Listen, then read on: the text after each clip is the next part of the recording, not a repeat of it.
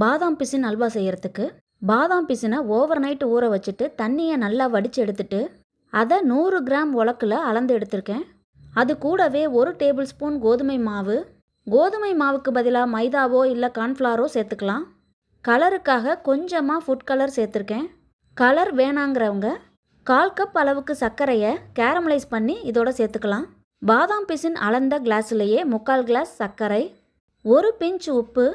இந்த அல்வாவுக்கு lemon juice சேர்க்க தேவையில்ல, ஏன்னா பாதாம் பிசின்லேயே லேசான புளிப்புத்தன்மை இருக்கும். இப்போ இதில் கொஞ்சம் கொஞ்சமாக தண்ணி சேர்த்து தோசை மாவு பதத்துக்கு அரைச்சி எடுத்துக்கலாம். ரொம்ப தண்ணி ஊற்றிட்டிங்கன்னா அல்வா கிண்டுறதுக்கு ரொம்ப லேட் ஆகும். அதனால் இந்த அளவுக்கு தண்ணி ஊற்றுனீங்கன்னா போதும். ஃபஸ்ட்டு நெய்யில் முந்திரியை பொரித்து எடுத்துட்டு மிக்சியில் அரைச்ச பாதாம் பிசினை சேர்த்துடலாம்.